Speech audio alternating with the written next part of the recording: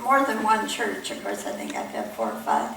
And so sometimes when I say the name of the church, the wrong church will pop out of my mouth. And I've made a lot of changes in my life. And every time I made a change, I wonder if is this fate? Is this destiny or my own free will choices? Oops. Or as Forrest Gump always said, we just float around like a feather in the wind. And so, it's one of my favorite topics to talk about is what is the difference between fate, destiny, and free will. And sure enough, one day I happened to find this book out there on the shelf where we exchange books. And it's by Robert Ohoto, and it's called Transforming Fate into Destiny. And he really talks in the book in a unique and interesting way about the difference between fate, destiny, and free will. Us metaphysicians love to tell you all, you can have it all, you can do it all, you can be it all. All you have to do is have the right thoughts, speak the word, manifest whatever you want. And well, yeah, there's truth in that, but a quick affirmation just doesn't work for everything. There's more to it than that. And people often have metaphysical guilt trips when they try and are not able to manifest in their life what they really would like to have. There's an old joke about old metaphysicians never die. They just reaffirm themselves. Oops. And so I read this book and I loved it. We'll start with fate. What is fate? Well, fate is a circumstance that you really can't change. It's inevitable. It's been fated for you. For instance, we all have to live with the circumstances that we were born into. The race, religion, social class, genetics, genes, gender. I can't change any of that. So it's fated for me to live a life within those parameters. Or who my family is. Those of you, anybody here with family issues? You may have to know you chose them. Free will chose them before you were born. Altogether now, oops, we chose them. Even our expiration date, and we may have more than one exit point, is predetermined before death. And that people get a little freaked out by that, but on some level, we've already chosen it. And there's an old story, many of you have read the old story, I'm sure, but it's called The Appointment in Samara, and it was retold in 1933 by W. Somerset Maugham. And so I'll retell it in case some of you haven't heard it. It's a cute story about a merchant in Baghdad. Now this is Baghdad, remember where you are when I tell the story. He sent a servant to the market one day to buy supplies and provisions.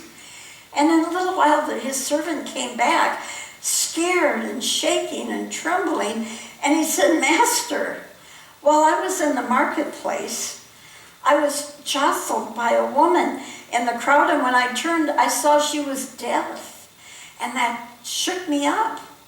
She looked at me and she made a threatening gesture. Ooh, altogether, ooh. Now please, lend me your horse and I'll ride away from this city as fast as I can. I'm going to avoid my fate because I'm going to go to Samara instead, and death won't find me there." So he gets on his horse and he goes as fast as he can. He gallops to Samara. Well, the merchant went down to the marketplace to see if he could check this out. And sure enough, the merchant saw Death standing there in the crowd. And so he went over to Death and asked, "Why did you make that threatening gesture to my servant this morning? You scared him." And Death said, "Well, that wasn't a threatening gesture. I was only startled by surprise. I was astonished to see him in Baghdad because I have an appointment with him tonight in Samara." Altogether now, oops. There's nowhere to hide for our fate. So there's another kind of fate, and that which we bring on ourselves. It's called the law of cause and effect. What we keep putting out there comes back on us. We don't like that one very well, do we? Unless it's good stuff we're constantly putting out there. And our cat, Jasmine, is a perfect example. She did it again this week, and I saw instant karma come back on her. You see, Jasmine thinks she's queen of the house, and she kind of is. And so when we brought a second cat into the house, It was like, this is my territory, get out of here. And she and Shakespeare have learned to get along, but every once in a while her territorial instincts comes up and she starts to hiss at Shakespeare like, this is my territory. And she did that again this week for a few minutes. And then she went outside on the deck, and a mockingbird out on the deck, who was equally territorial, started swooping down on her like he was saying, this is my territory, get out of here. And I just laughed when I saw it because it was instant karma. She put that out, and so it was put back on her. So that's an interesting kind. That we're fated for those instant karmas sometimes. And it seems like they're happening quicker and quicker to us. Well, there's a third type of faith, and that's similar. Our self-made trials. When we go against the blueprint of our life, we've each come in with like a script or a blueprint, and we can't be somebody that we're not fated to be. We suffer when we try to be somebody we're not. Anybody here ever trying to be somebody you're not? No. It just doesn't work, does it? Well, there's such a thing called fate phobia. I didn't know that until I read this. Fate phobia is the fear of fate because you know it's out there somewhere and you don't know what it is. And so you have a fear of what's out there waiting for you. But really, there's nothing to be afraid of. They're often creative obstacles to build up your strength and to prepare you for your destiny, to make you ready. And then the free will is we've been given free will to do whatever with what we've been given, to follow the flow that will guide us to our destiny. And we have to have a choice, a free will choice to step out of fear and step into our destiny. And destiny is simply learning to work within your parameters, work within your challenges, so that you can be who and what you truly are, and what you create within those parameters that you've been given. Now, a perfect example of this, I often talk of my sister Linda, who's Down syndrome. She was fated to a life of Down syndrome.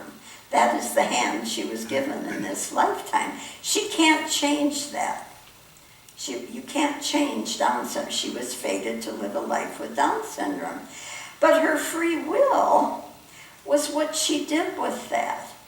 Now, she's very intuitive. She knows if she's being judged or not accepted by some people. She's very intuitive. But instead of being frustrated or grumpy or crabby with the circumstances of her life, she has chosen to evolve in this sweet, kind, loving person. And most everybody that meets her loves her. She chose how to play that out. And her destiny is that she has had this amazing life within those parameters of Down syndrome. She was born into a family that loved her. She lives in a community, Lake City, Minnesota, where they have a group home where they've accepted them all and they support them. Not too far from Red Wing, Minnesota, where they have a factory for the handicapped that gets them jobs. So she's had this whole environment. And her destiny has been to live this amazing life within those parameters. Now, it works for all when we all work together as one. You know, she's got the whole community, her whole family. You know, even the state of Minnesota is really good at supporting those with handicaps and Down syndrome. So the Course of Love tells us you cannot express yourself independently of the whole. Anybody tried doing it alone? Can't express yourself independently of a whole. We all need each other. It's as impossible if it would be for a finger to express itself independently of the rest of the body. Well, sometimes when we give people the finger, it probably does. I know some of you were thinking that. So. But it is probable that we use your free will in order to be who you are. That's your free will choice. So fate is the hand of cards you've been dealt with. Free will is how you play it out. And your destiny is your potential within the parameters of that blueprint. So where do our spiritual beliefs come into this? Well, our lives reflect our believe in fear and separation, our lives are going to reflect that. If we believe that we are in union with the one presence, the one power, our lives are going to reflect that. So it forces us, our lives force us to face the consequences of our beliefs. Oops. So that we can dismantle the limiting beliefs that aren't really accurate and embrace the truth, as Jesus said, the truth that will set you free to go deeper and express in a higher and greater way. I myself came in with, as a child, a lifetime for a while of health challenges. And I had to come to terms with my belief at the time that I was powerless and there were certain things that I wasn't capable of or I didn't have the ability to do because of all my health challenges. I had to transform those old beliefs, and that's why unity was so helpful to me. Know the truth will set you free. I'm one with divine presence. All that is needed is within me.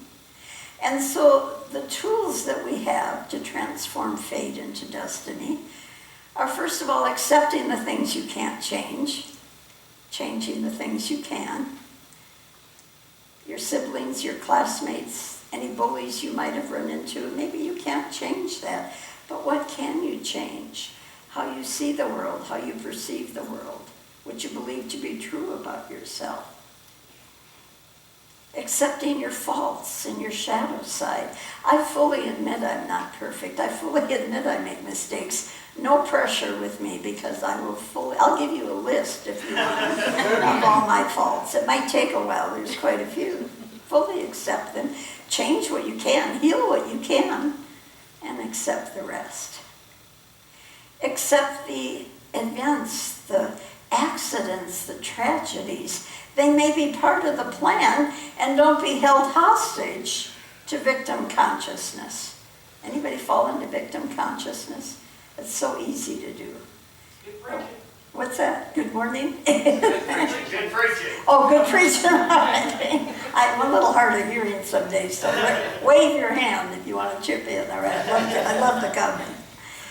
And the other thing is to make authentic free will choices, authentic choices. You know, throughout my life, I had to make different choices than my family would have made, the community I grew up in, society. I made my own choices, and often people thought, are you crazy? They still think that, but that's okay. You have to make your own and surrender to the flow of the blueprint that you're in. Your ego can only control the quality of your journey, not always the destination.